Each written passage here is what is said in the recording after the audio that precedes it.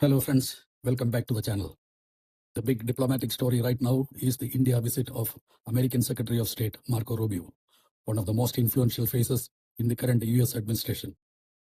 His 4-day visit to India has triggered intense geopolitical discussions across the world. But the real question is this visit a major strategic victory for India, or is America trying to pull India deeper into its global power struggle? In today's video, we will break down why Marco Rubio came to India, what India gains from this visit, the hidden concerns and risks, and what this means for India's future policy. So stay till the end, because this visit may shape India-US relations for the next decade. Welcome to Current Affairs Simplified, where we break down complex issues into clear and easy explanations.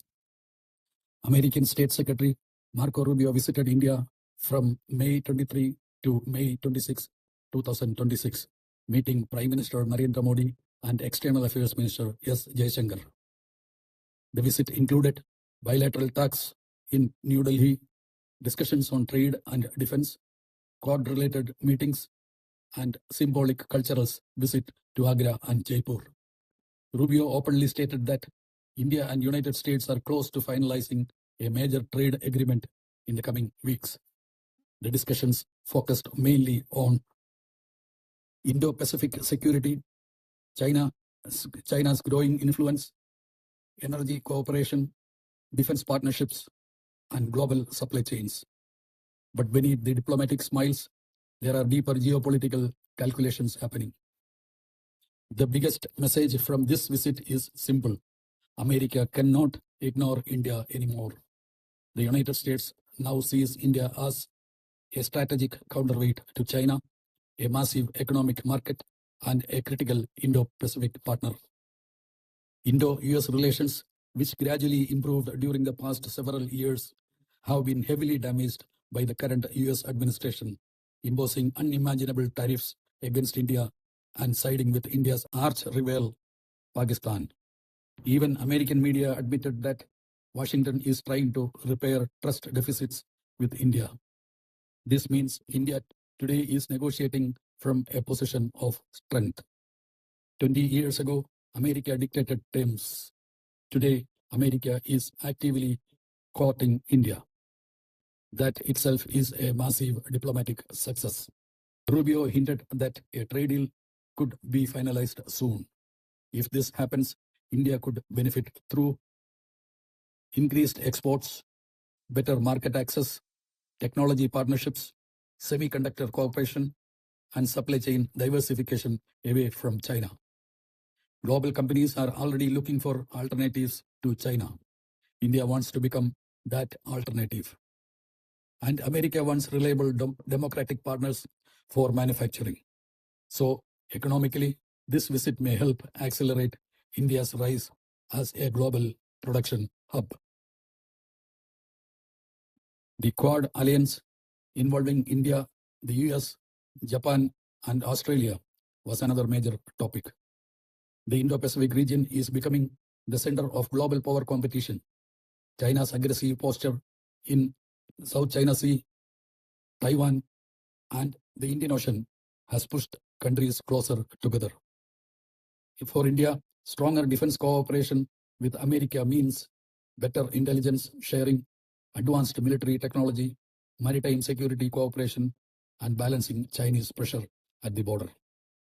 India benefits strategically without formally joining a military alliance, and that gives India flexibility.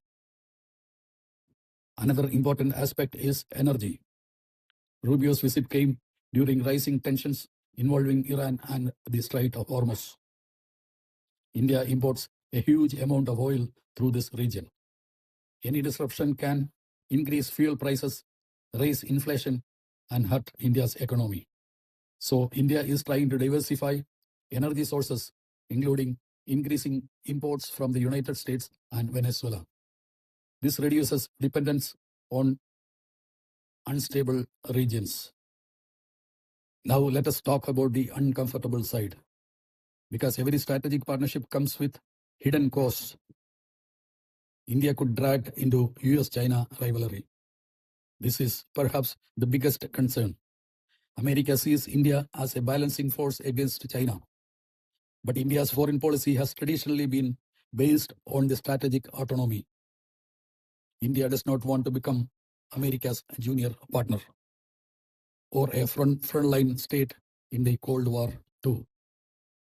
If tensions between US and China accelerate further, India may face pressure to take sides, join sanctions, or align militarily. That could reduce India's diplomatic flexibility. And India has carefully avoided that for decades. Despite friendly speeches, major disagreements remain. The United States has imposed tariffs on some Indian exports, and there are continuing disputes over market access, digital regulations, agriculture, and intellectual property rights. America often talks about free trade, but when its own industries feel threatened, protectionism appears quickly. So India must negotiate with utmost care. A bad trade deal could hurt India's farmers and small industries. India continues to buy Russian oil despite Western pressure, and this has created friction with Washington. India's position is clear. National interest comes first. India needs affordable energy, but the US may continue pressuring India to reduce ties with Russia. This creates a difficult balancing act for New Delhi. India wants US technology, Russian defense equipment, Middle East energy, and independent diplomacy. Managing all of that simultaneously is extremely challenging, but India, under the current leadership, can manage it without any difficulty. There is another major risk. The US foreign policy often changes dramatically after elections. One administration may support India strongly, another may suddenly focus elsewhere. India has seen this before. Even the current administration is well known for changing its policies overnight. So India cannot depend excessively on any one country, including the United States. That is why India continues to maintain relations with Russia, France, Gulf nations, ASEAN, and even carefully with China. Strategic diversification remains India's safest approach. This visit is not just about India-US relationship. It reflects a much larger reality. The global power balance is shifting. America realizes China is rising rapidly. Supply chains are vulnerable, and India's importance is increasing every year.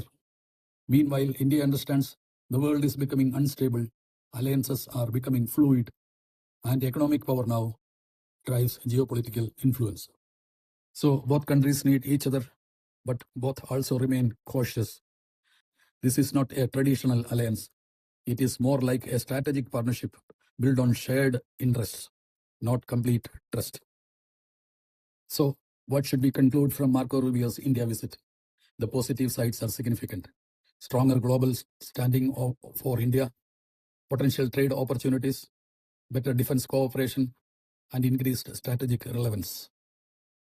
But the risks are equal.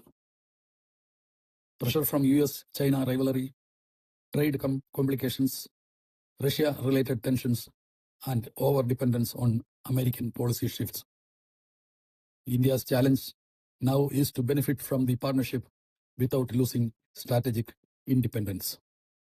And honestly, that balancing act may define India's foreign policy for the next 20 years. So what do you think? Is India becoming a true global power broker? Or is the world trying to pull India into competing geopolitical camps? Comment your opinion below. If you enjoyed this analysis, please like, share, and subscribe for more simplified current affairs and geopolitical content. Thank you for watching, and I will see you in the next video.